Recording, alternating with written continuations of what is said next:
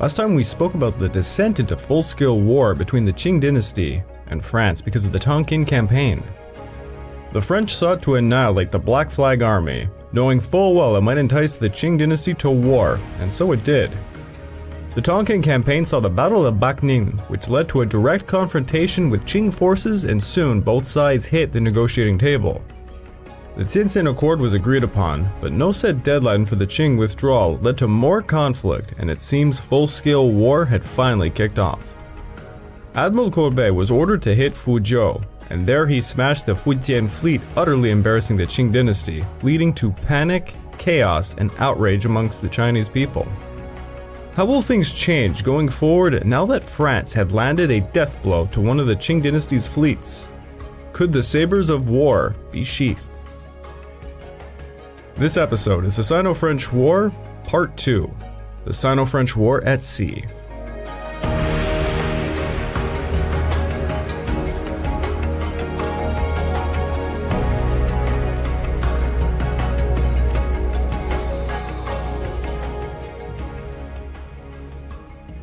Welcome back to the Fall and Rise of China podcast. I'm your dutiful host, Greg Watson. But before we can begin, I just want to remind you all that this podcast is only made possible through the efforts of Kings and Generals over at YouTube.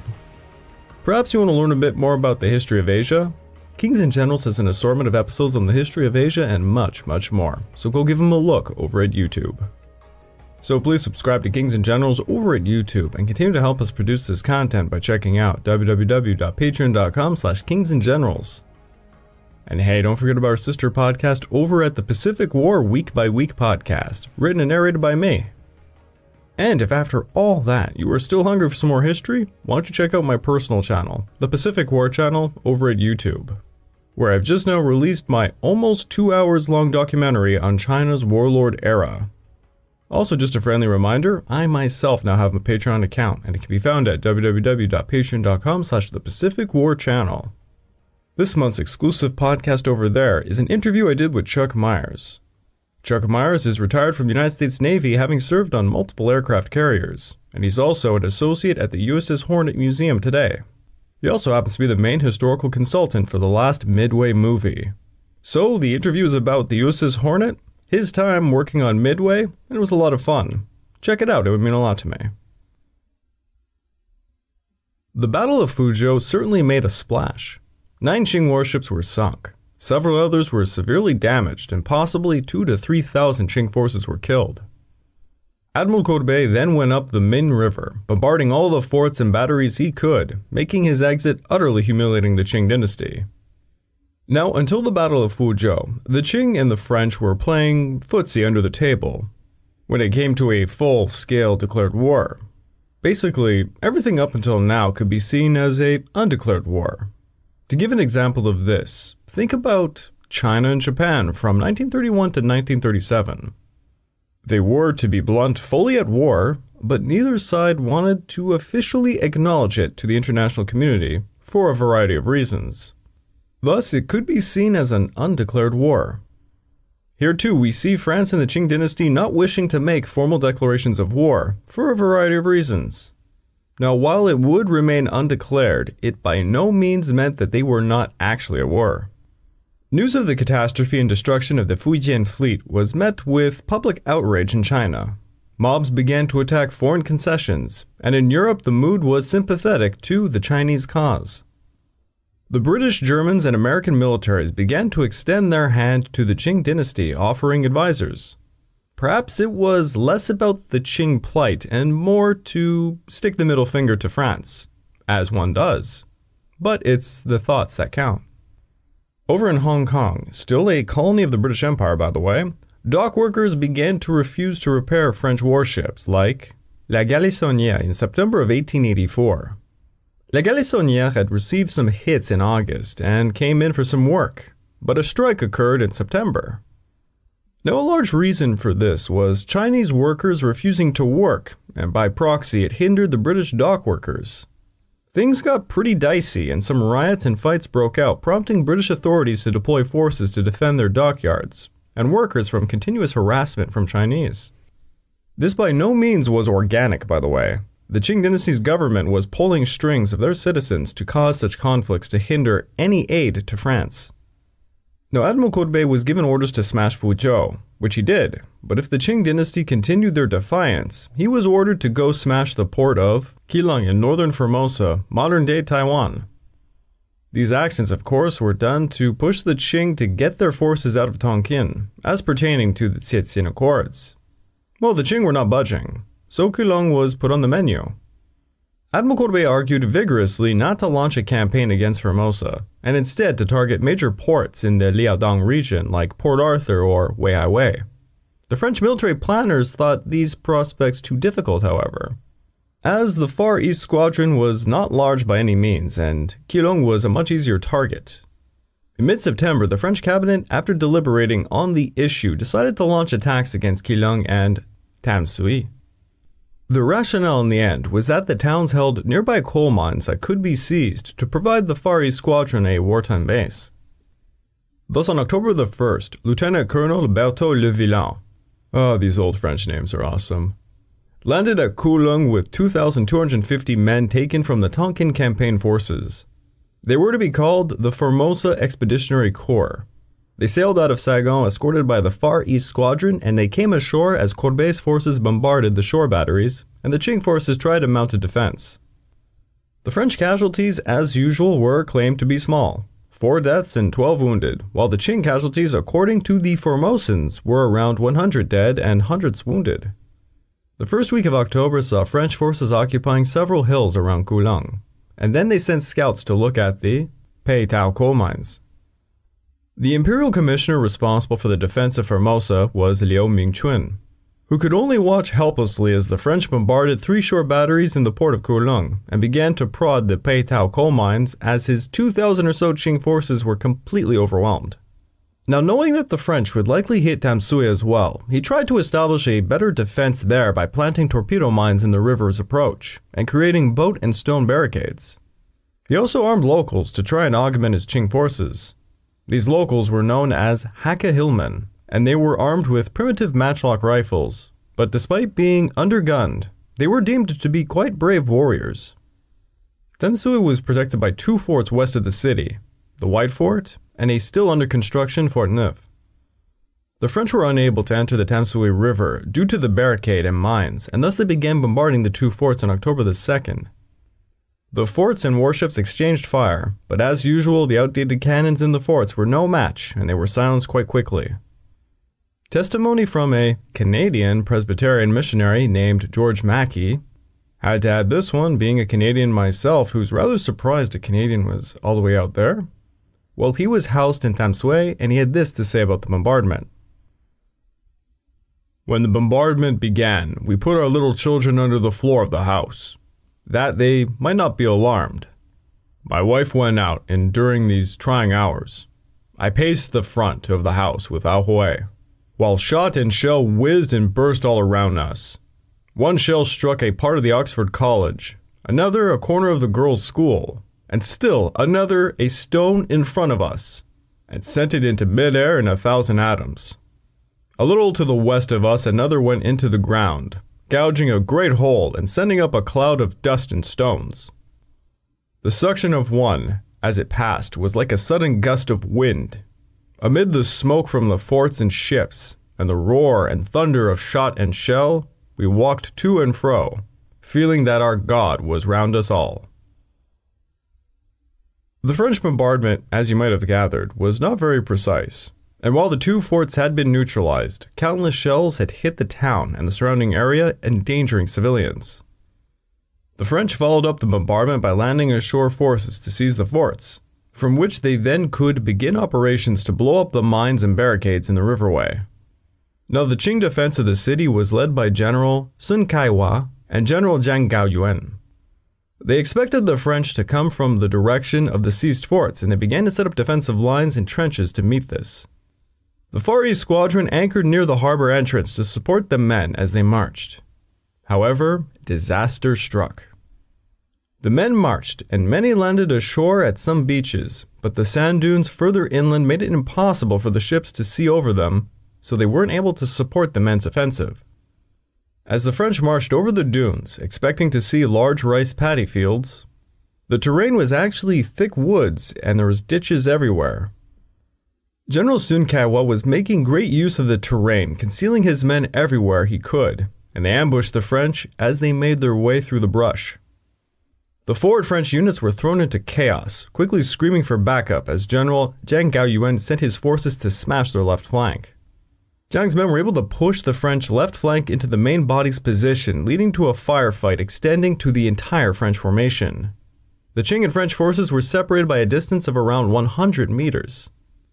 While most of the French forces kept the volley system accordingly, many sailor forces were too excited by the mayhem and they began mindlessly firing into the brush, wasting countless ammunition. French officers screamed to stop.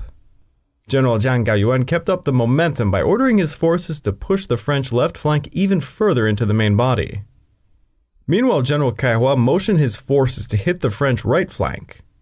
The entire French front lines were engulfed in a battle between them and unseen enemies in the brush. After an hour of engagement, 2/3 of the French ammunition had been used and casualties were mounting. The French commanders ordered the men to make a fighting withdrawal as Generals Zhang and Sun ordered their men to try and cut off the left and right flanks' escape. By midday, the French were in a full retreat back to their warships. Nearly 1/10 were wounded, many dead. It was estimated the French had 17 deaths and 49 wounded. Captain Garneau of the Formosa Expeditionary Corps had this to say about the failed attack. There is no doubt that the main reason for the repulse was that the landing force was too small, but poor tactics also played their part. There was no vanguard to cover the advance of the line of battle. The firing line advanced without a preliminary reconnaissance into difficult terrain, under fire from Chinese snipers who were well dug in and protected. Confusion and lack of direction was evident in the conduct of the battle. The courage and dash shown by our officers and sailors, who had not been trained for a land battle, cannot conceal the fact that we opened fire in a disorderly manner. That the reserves came up to join the line of battle prematurely, without orders. And that our troops lost our heads, firing wildly at the enemy and using up their ammunition in a few minutes. Infantry tactics cannot simply be improvised, as our landing companies learnt by bitter experience. Later on, 6 French soldiers had their heads placed in the Tamsui markets, allegedly done by the Hakka hillmen. The French commanders sent word to General Sun demanding they be buried. The French defeat at Tamsui heavily bolstered the hardliners back in the Qing court. The Qing court convened in late October, and Empress Dowager Cixi decided the undeclared war against France would continue until France agreed to withdraw their indemnity demands for the Bac-le ambush. The Qing relayed peace terms on November the 5th, but they also included some major demands, such as an outright cancelling of the Tientsin Accord, having France abandon their protectorship over Annam and Tonkin, and allowing the Qing to continue to occupy Langsun, Laokai, and Caobang.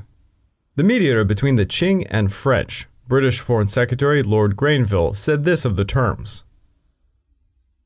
The Chinese terms are those from a victor to the vanquished. And thus he promptly refused to even transmit them over to the French. Imagine that, choosing a British mediator between the Qing and the French. Bold choice there. Because of this setback, the French were only able to enforce a limited blockade of the northern portion of Formosa, as the Formosa Expeditionary Corps awaited further reinforcements. In January of 1885, command over the corps was handed over to Colonel Jacques Duchesne, who augmented them with 2 additional battalions, bringing a total strength of around 4,000 men. However, also because of the Qing victory, Liao Mingchuan was augmented by over 25,000 reinforcements taken from the Xiang and Anhui armies, the veteran troops of Zheng Guofan and Li Hangjiang. As grand as the ground forces boost was to Formosa, on the naval front things were entirely different. The Nanyang fleet asked for some warships of the Baiyang fleet to augment their strength to fight the French, but the commander of the Baiyang fleet, Li Hangjiang himself, denied the request. Again, none of the fleet commanders wished to risk any of their advanced ships to face the French, and the commanders adamantly did not want other commanders to use their ships for that matter. This created a major divide in the combined fleet. The northern fleets and the southern fleets refused to cooperate, and in fact, they did a lot to oppose another.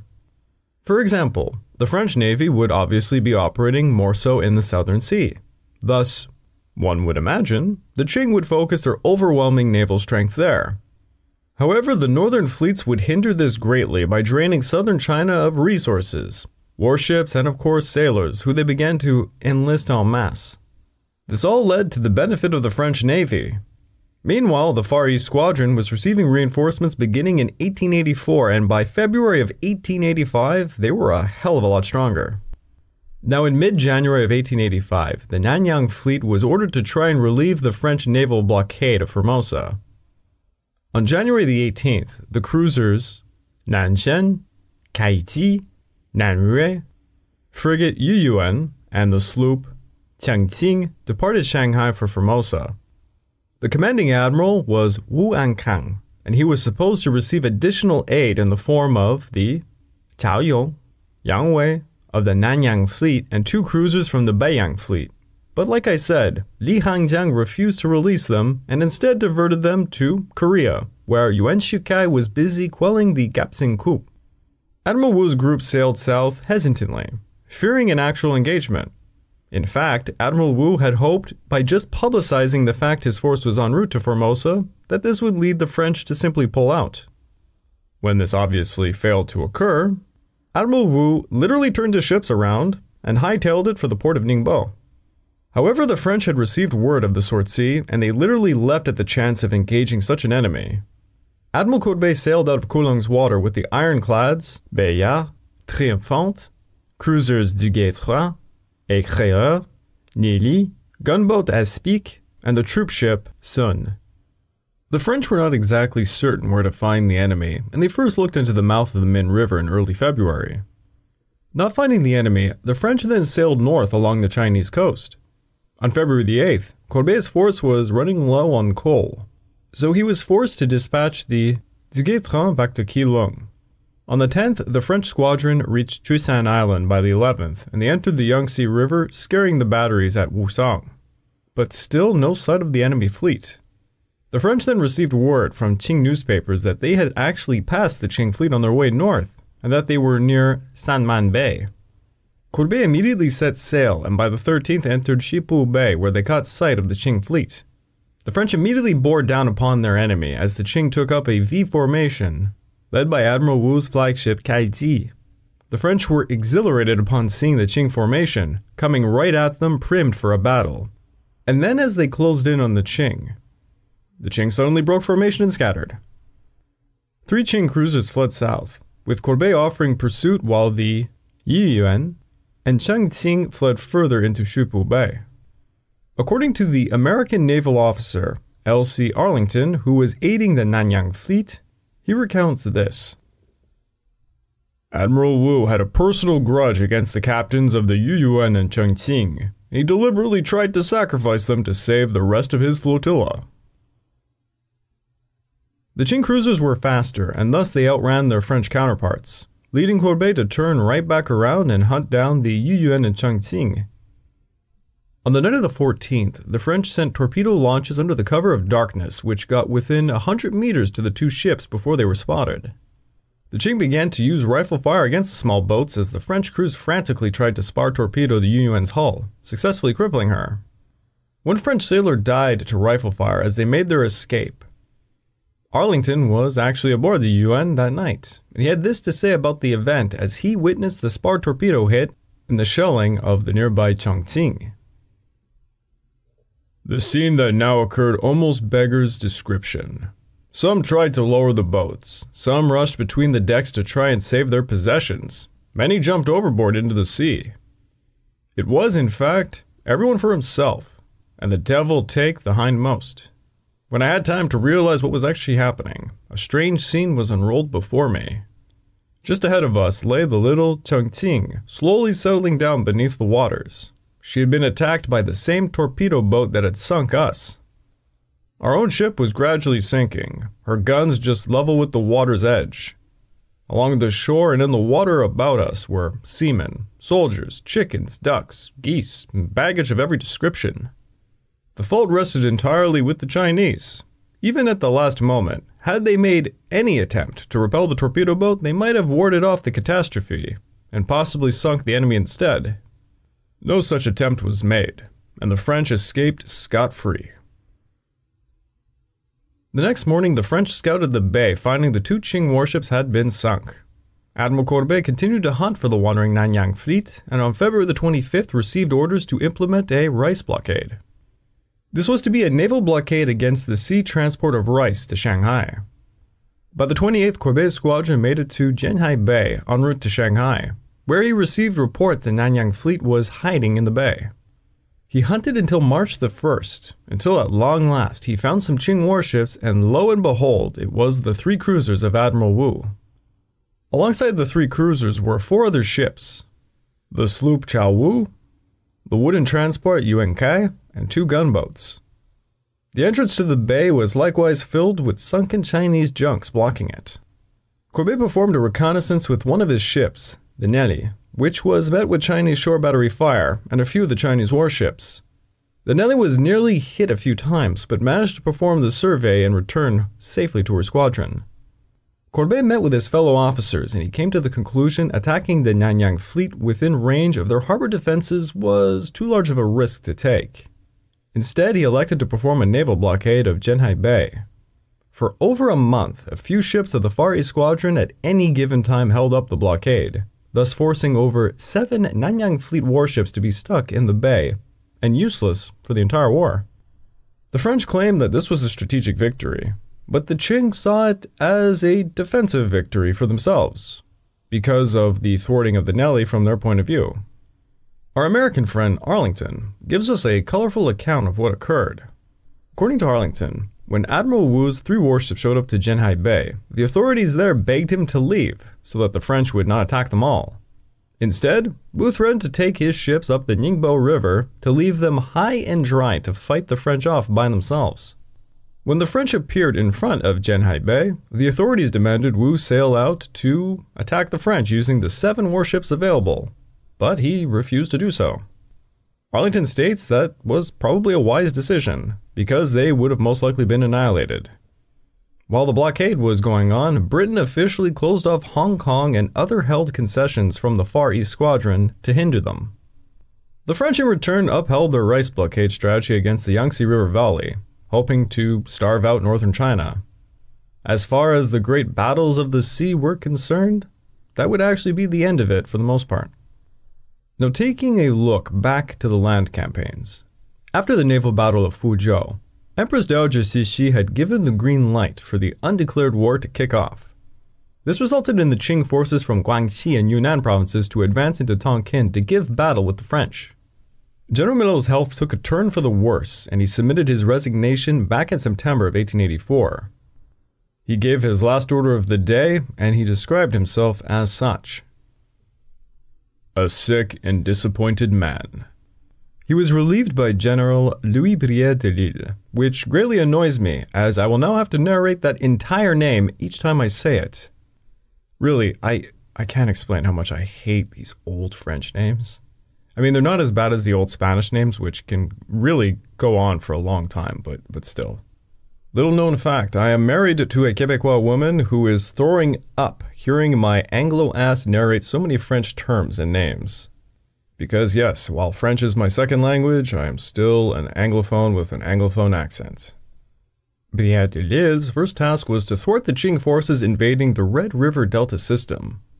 By late September, a large Guangxi army was advancing from Langsun into the Luknam Valley, and he managed to ambush 2 French gunboats, the Massu and the Haché, on October the 2nd. They managed to kill 1 officer and injure 32 men, but the ambush did give up the element of surprise. French scouts reported 3 large groups of Qing forces. 1 group around the village of Kep, along the Mandarin Road, 1 at Baolok, and 1 at Chu in the upper valley of the Luknam River. Brière de Lille deployed General Oscar, not going to say his last name because it's racist, with 3,000 troops to hit the Luknam Valley before the Qing could concentrate their forces.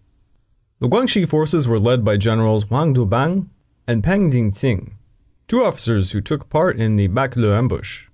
The forces at Kep were led by Fang Yuxiang and Zhou Shouchang, while the forces at Chu were led by Su Yuanquan and Chen Jia.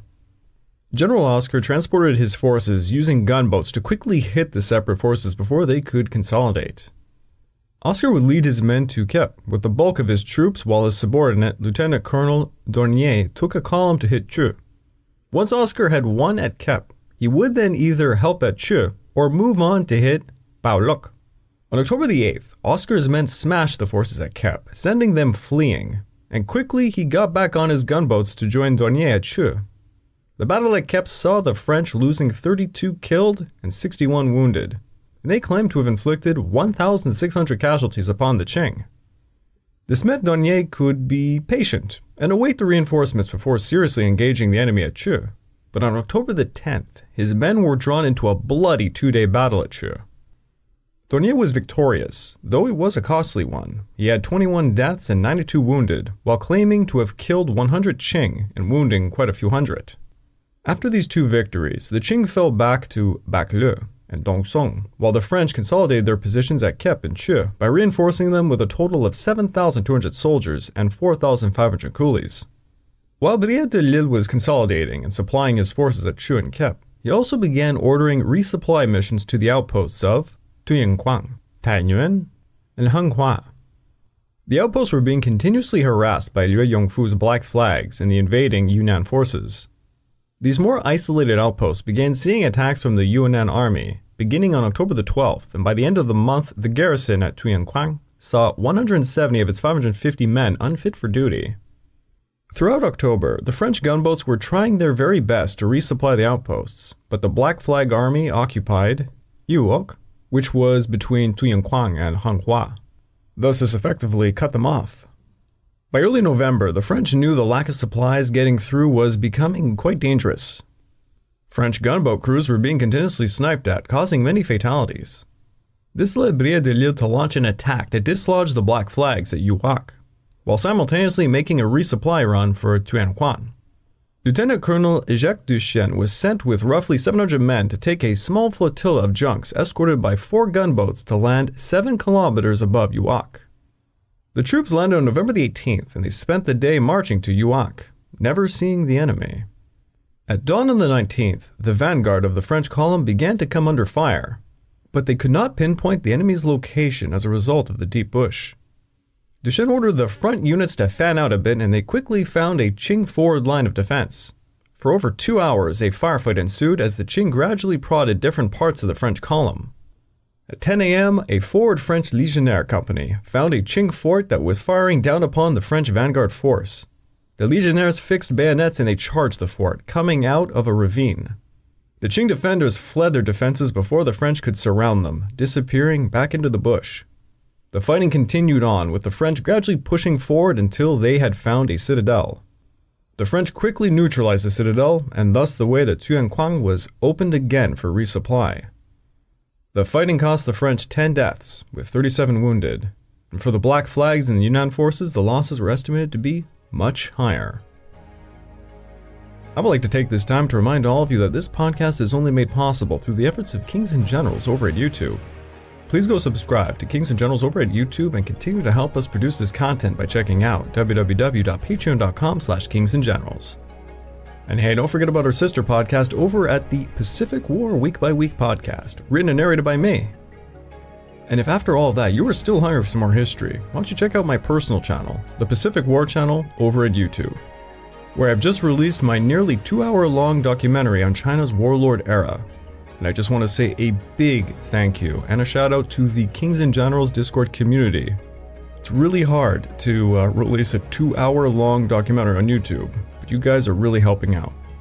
Also, just a friendly reminder, I now myself have a Patreon account, which can be found at www.patreon.com/thepacificwarchannel.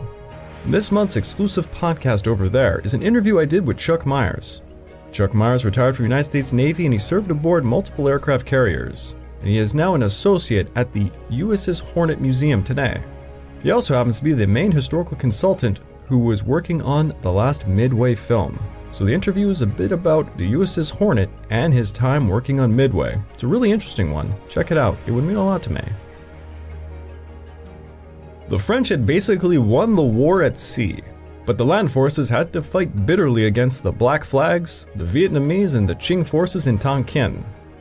Would the French be able to push the Qing and the Black Flags out of Tonkin to claim it for themselves?